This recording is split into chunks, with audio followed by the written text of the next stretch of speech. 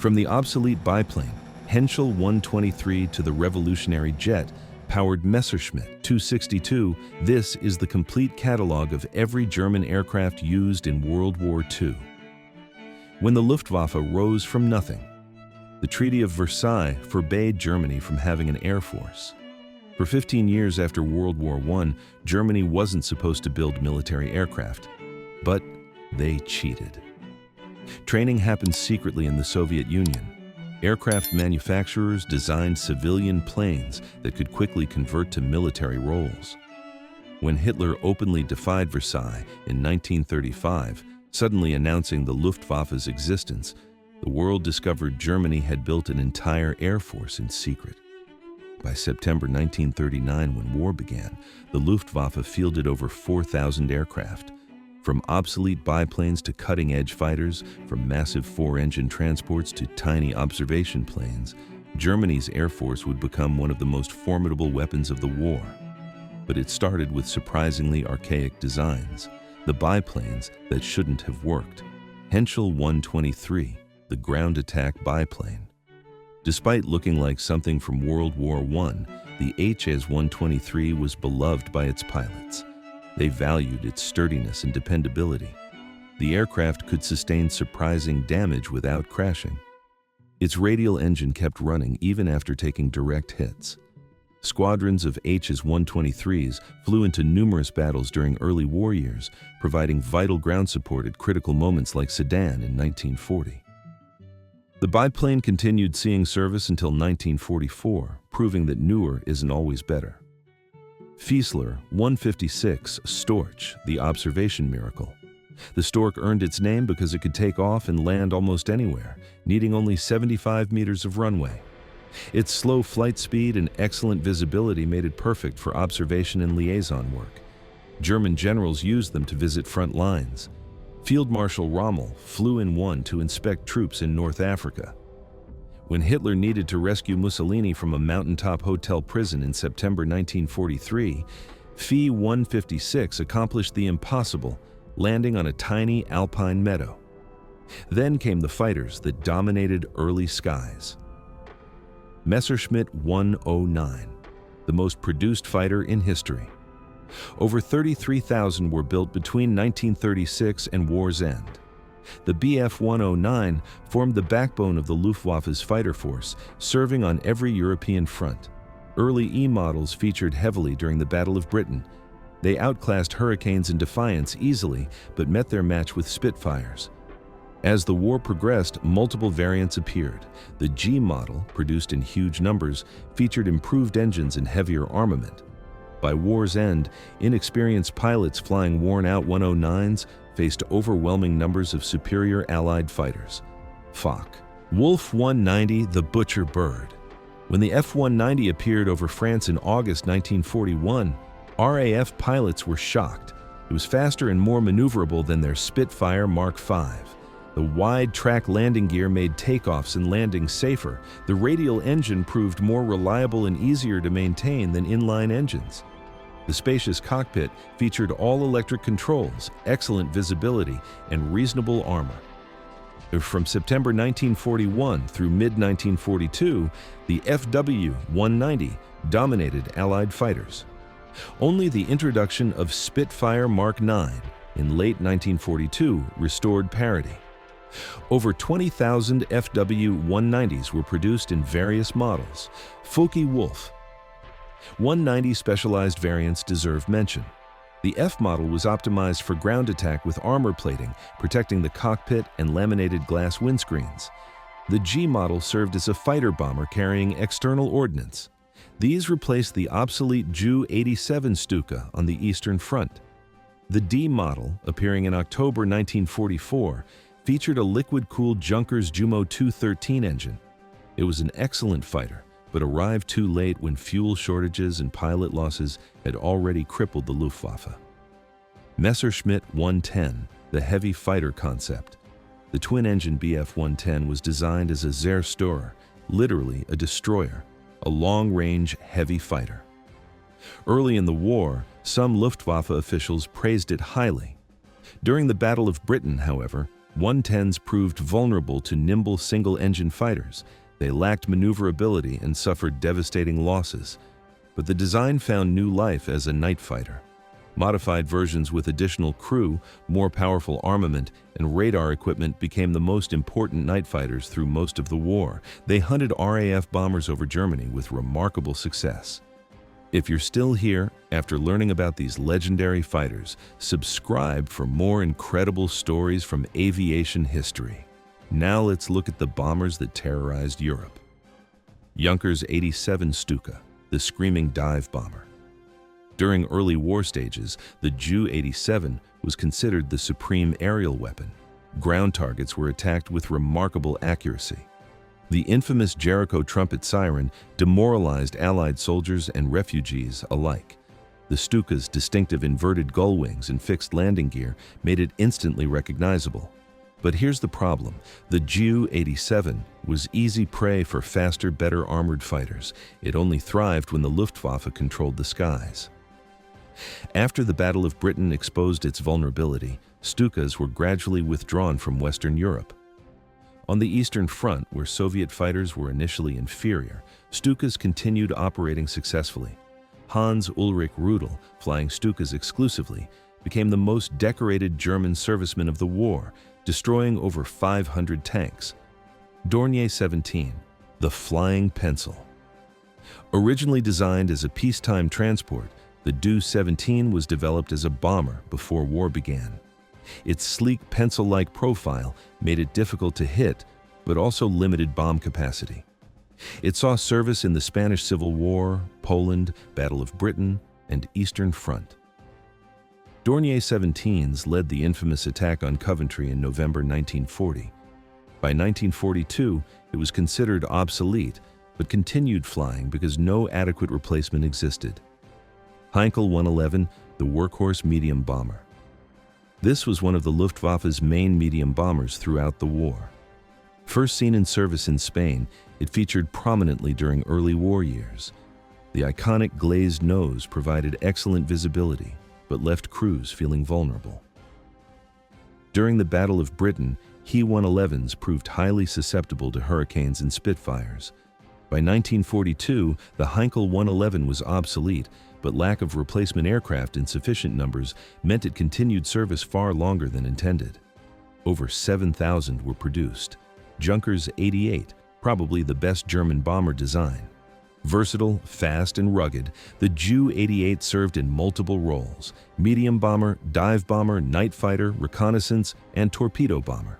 Over 15,000 were produced, making it the most produced German bomber. The aircraft featured excellent handling characteristics and could absorb significant damage. Ju-88s attacked Allied convoys, bombed Soviet industry, hunted British bombers at night, and served on every front until war's end. Heinkel 177.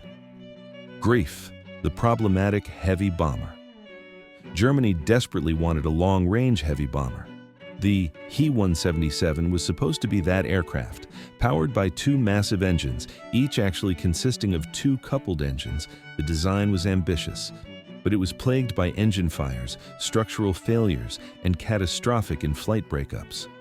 Despite years of development and over 1,000 built, the He-177 never achieved its potential. It was one of the Luftwaffe's greatest disappointments, the transports that kept armies moving. Junkers 52, the Iron Annie. This corrugated metal trimotor transport was the Luftwaffe's workhorse. Over 4,800 were produced. Ju-52s operated on almost every front, from the airborne invasion of Crete to desperate supply efforts at Stalingrad.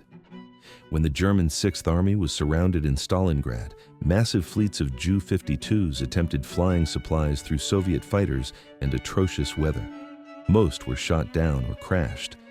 Despite heavy losses, Iron Annies served throughout the war, proving that rugged reliability mattered more than speed or elegance.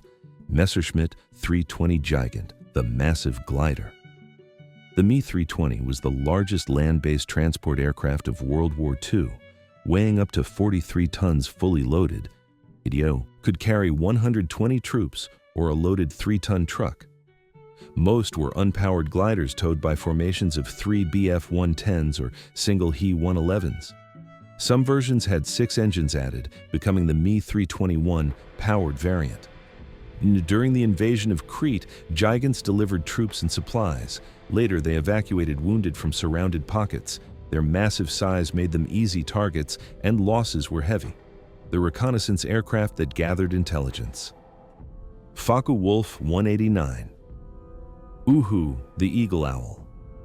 This twin-engine, 3-seat tactical reconnaissance aircraft was highly regarded. Its asymmetric crew nacelle gave excellent visibility.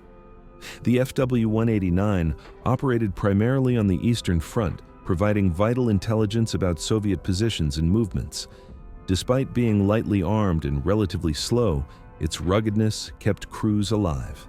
Over 840 were produced. Arado 196, the shipboard spotter. This float seaplane launched from catapults on German warships. Arado 196s protected Kriegsmarine vessels from air attack, spotting battleship guns and chasing away Allied reconnaissance. They served on famous ships like the Bismarck and became the standard shipboard aircraft throughout the war. Twin floats and a single radial engine made them reliable if not spectacular performers. Blohm and Voss, 138, the Flying Clog. This long-range flying boat conducted maritime reconnaissance, particularly in Arctic waters. BV-138s played significant roles locating Allied convoys, relaying positions to U-boats and surface vessels. The introduction of Sea Hurricanes and carrier-based fighters to protect convoys reduced their effectiveness. Production continued from the war's start until 1943. The jets that arrived too late. Messerschmitt. 262 Schwalbe, the world's first operational jet fighter. Over 100 miles per hour faster than piston engine opponents, the Me-262 should have been a game-changer. Armed with rockets and 30mm cannons, units of 262s became the bane of Allied bomber formations. To counter them, Allied pilots patrolled above German airfields because takeoff and landing were the only times they could catch a 262. But here's the frustrating part. The aircraft first flew with jets, but had severe engine reliability problems, wasting precious time. By the time Me-262s finally entered squadron service in mid-1944, Germany lacked fuel and experienced pilots. 1,443 were produced, but fewer than 300 saw combat. They shot down over 500 Allied aircraft while losing around 100 of their own. Imagine if they had arrived 2 years earlier. Arado 234. Blitz, the jet bomber. This twin jet bomber was the world's first operational jet bomber, beating the British Canberra to that distinction. The Arado 234 could reach nearly 500 miles per hour, making interception nearly impossible. But only 210 were produced and most were used for reconnaissance rather than bombing. Chronic engine problems limited operations. Heinkel 162. Volksjäger, the People's Fighter. As Germany's situation deteriorated, desperate measures emerged. The He-162 was designed to be built quickly using unskilled labor in furniture factories. Powered by a single jet engine mounted above the fuselage, it was constructed primarily from wood. The aircraft was ridiculously simple, but also dangerously unstable. Pilots called it a flying coffin. Between December 1944 and May 1945, over 300 were built. Few saw combat, and most were captured intact by advancing Allies. The night fighters that hunted in darkness. Junkers 88 night fighter variants, modified Ju-88s became formidable night fighters. Equipped with radar, upward-firing Schrag music cannon installations, and additional crew, they hunted RAF bombers with devastating effect. The upward-firing guns let pilots approach from below, where bombers had no defensive armament. Many bomber crews died without ever seeing their attacker. Heinkel 219 Uhu, another Eagle Owl. Some consider the He-219 the best piston-engine night fighter of World War II. It featured advanced radar, heavy armament, and excellent performance. Despite its quality, disagreements within German high command meant few were produced. Of the approximately 268 built, those that saw combat proved superior to British Mosquitoes in nocturnal combat. four-engine bomber crews feared them, the specialized aircraft that filled unique roles. Henschel 129, the anti-shipping specialist. This twin-engine aircraft was designed specifically to attack Allied shipping. It carried torpedoes, guided missiles, or heavy bombs. H-129s operated primarily in the Mediterranean and over the Atlantic, sinking numerous merchant ships and several warships. Focke-Wulf 200 Condor, the long-range maritime patrol bomber. Originally designed as a civilian airliner for Lufthansa, the FW-200 was converted to military use. With a range exceeding 2,000 miles, Condors patrolled far into the Atlantic, spotting convoys for U-boat wolf packs. Winston Churchill called them the scourge of the Atlantic. Over 270 were built. Fieseler 103, better known as the V-1 flying bomb. While not technically an aircraft since it was unmanned, the Phi 103 terrorized London in 1944. Powered by a pulse jet engine, V-1s were launched from ramps in occupied France. Over 10,000 were fired at England, killing over 6,000 civilians. They represented Germany's first cruise missile, the prototypes that never mattered.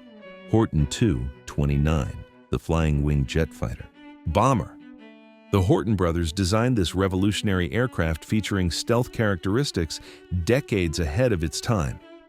The all-wing design reduced radar signature significantly. Powered by two jet engines, it could reach over 600 miles per hour. 3 prototypes were built before war ended. One crashed, killing the test pilot. The others were captured by American forces. Modern analysis suggests the 229 possessed genuine stealth properties, though whether intentional or accidental remains debated. The production that couldn't keep pace. By 1944, German factories produced 39,807 aircraft, a wartime peak. But the Allies produced over 90,000 that same year. Quality couldn't overcome quantity. Experienced pilots died faster than replacements could be trained. Fuel shortages grounded squadrons. Allied bombing destroyed factories and killed workers. The Luftwaffe's technical superiority in 1940 dissolved into desperation by 1945.